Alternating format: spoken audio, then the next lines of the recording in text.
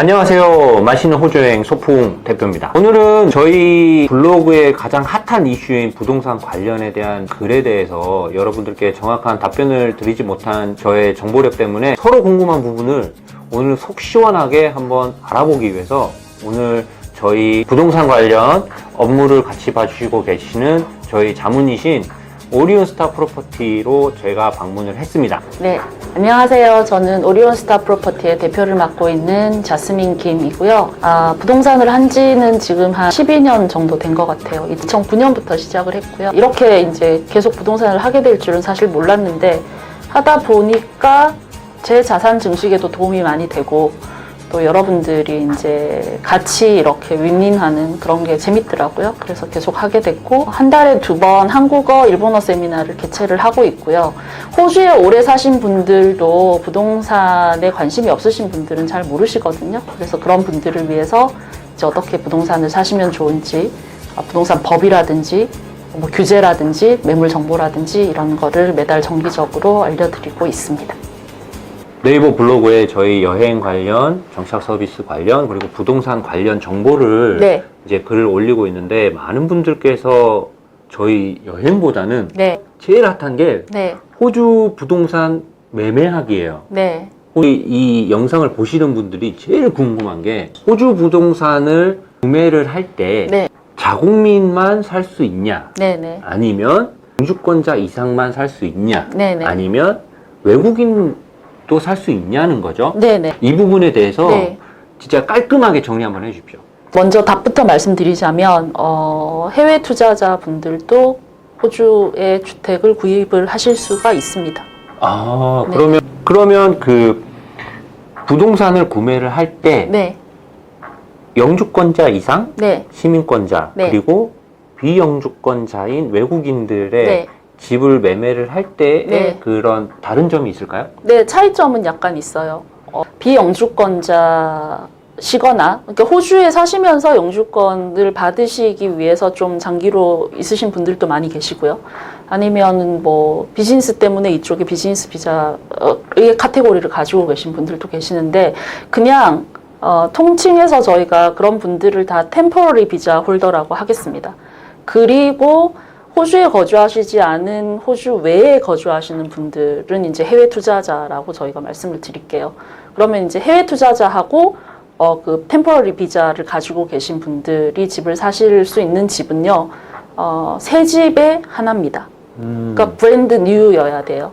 사실은 중고 매물도 사실 수는 있어요. 근데 좀 사시기가 힘들어요. 경쟁도 조금 치열하고요. 그리고 중고 매물을 사시기 위해서는 외국인 승인 기관이 있어요, 여기서.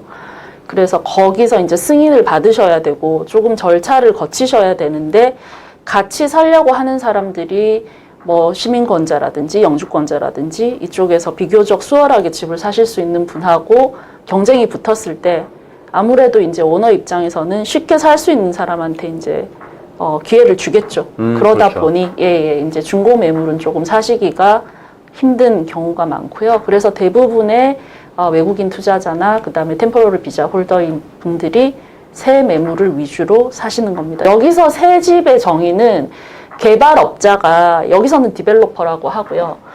개발업자가 이제 집을 지어서 파는, 아직 개인에게 타이틀이 넘어가지 않은 집은 다 새 집으로 간주하시면 돼요.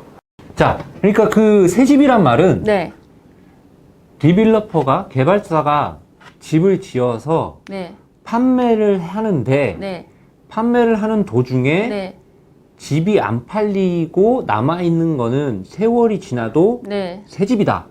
그렇죠. 개인이 산 적이 없으면, 개인한테 타이틀이 넘어간 적, 등기가 이전이 된 적이 없으면, 등기 이전이 된 적이 없으면 이거는 새 집으로 정의가 된다. 그런데 그런 일은 거의 없다. 그런 거죠. 그럼 그 영주권자와 시민권자 분들께서 모기지로 집을 사실 때 그 기본적으로 갖춰져야 될 그런 서류 작업이나 이런 뭐 필요한 사항들이 있을까요? 기본적인 3가지는 이제 돈을 빌리고자 하시는 분의 신용 평가가 은행이 이제 들어갈 거고요. 2번째는 수입. 네. 그리고 세 번째는 그 부동산의 이제 담보, 가치. 요 세 가지가 가장 기본적인 사항이 되겠습니다. 그러면 혼자서 수입을 만드시는 가족은 예를 들어서 내가 돈을 벌어요. 네. 나 혼자. 네. 근데 내가 아내가 있고 네. 자녀가 둘이 있어요. 네. 평균적인 가족으로 네, 봤을 네. 때 뭐 하나가 되고 아무튼 네. 둘이 있어. 네. 근데 내 연봉이 30만 불이야. 네. 그럼 이거는 가능하나요?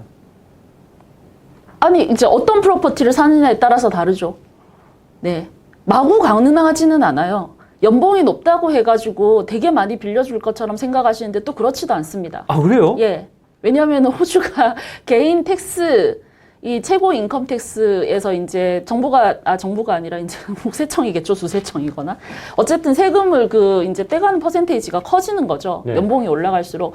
제 고객 중에 실제로 30만 불 정도의 연봉자가 계세요. 그럼 그분은 30만 불에 얼마를 세금을 내셔야 되냐면 47.5%가 세금입니다. 절반을 떼가네요? 거의 절반이라고 볼 수 있죠. 와. 네, 개인 세금의 이제 최고 연봉액 정도의 수준이 되시기 때문에 30만 불이면, 네네. 그렇게 해서 이제 은행에서 볼 때는 이 사람은 어차피 연봉에서 세금으로 날아가는 게 반이고, 그리고 이분 혼자서 벌면서 이제 이제 아내분을 부양하고 자식들을 부양하고 라는 시나리오를 봤을 때, 자, 이분이 얼마짜리 집을 사느냐에 따라 가지고 모기지가 되는지 안 되는지는 그때 판단이 나겠죠.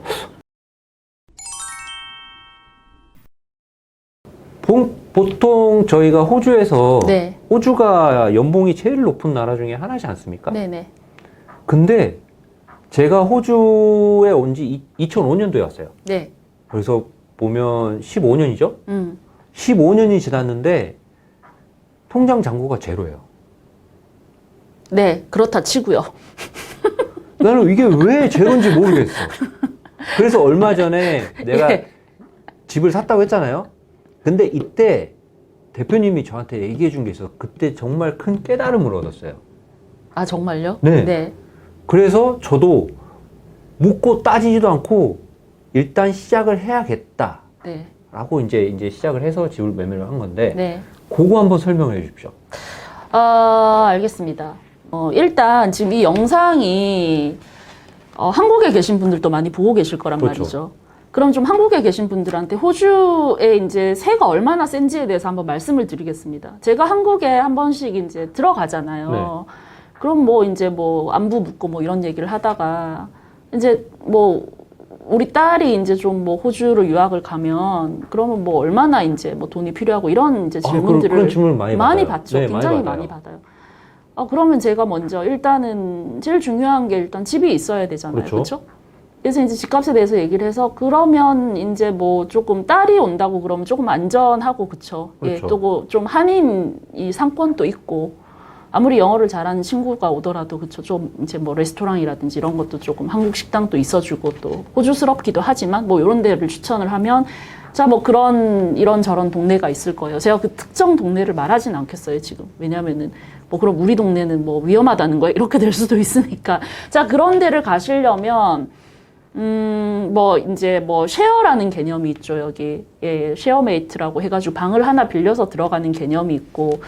근데 뭐 이제 한국에서는 그렇게 남하고 같이 살지 않잖아요. 요즘은 저 쉐어하우스 같은 게 있다고는 하지만. 요즘 많이 생겼어요. 네네네. 근데 이제 만약에 그냥 뭐 스튜디오라든지 한국에서 말하는 원룸 아니면 그냥 원베드룸 아파트 정도를 하시려면 기본으로 시드니에서는 한 500불 정도. 평균 500불이요? 네. 근데 그것도 이제 뭐 미니멈이죠. 사실 정말 기본으로 한 500불 정도는 생각을 해야 된다. 그러면 이제 뭐 500불이 얼마야? 이러면 뭐 그냥 뭐 곱하기 10에 보면 뭐 그럼 뭐 한 50만 원이야? 이렇게 얘기를 하는 거죠.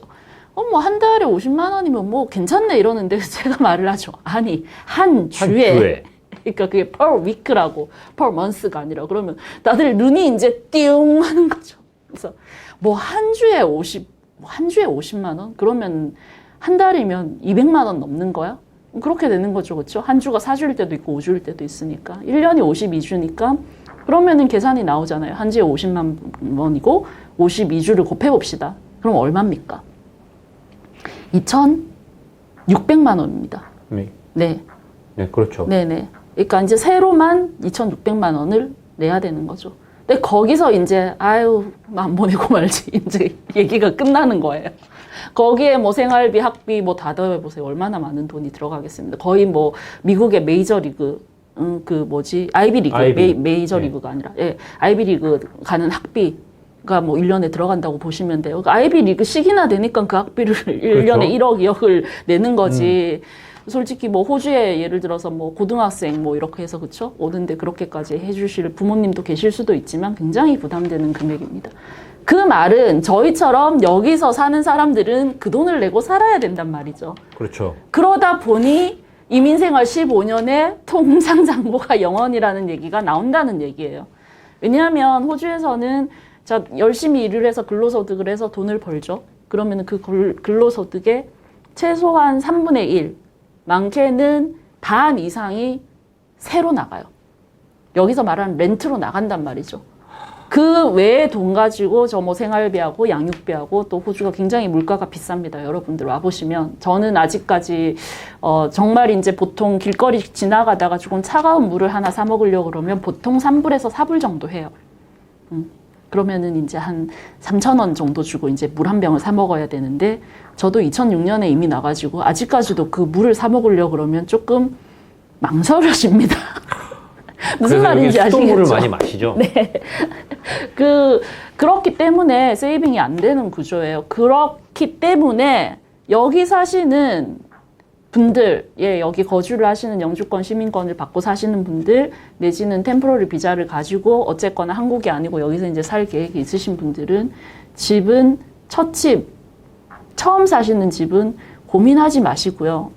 정권이 바뀌면서 이제 정권이 바뀌고 나면 어떻게 부동산법이 바뀌고 또 정책이 바뀔지 몰라가지고 뭐 이런 심오한 고민을 하실 필요가 1도 없습니다. 그냥 빨리 사셔야 됩니다.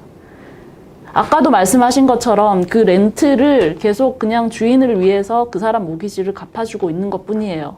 이민까지 와가지고 열심히 일해가지고 여기서 버는 돈을 나를 위해서 쓰는 게 아니라 얼굴도 보지 못한 주인을 위해서 계속 갚아주고 있는 거, 그분의 모기지를 갚아주고 있는 인생을 살고 있다고 생각하시면 되겠습니다. 집을 살 수 있든 없든 30만 불을 벌어보고 싶다.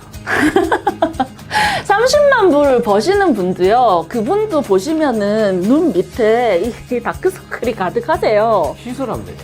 아닙니다. 안 시킵니다. 그게 안 시킨다고요.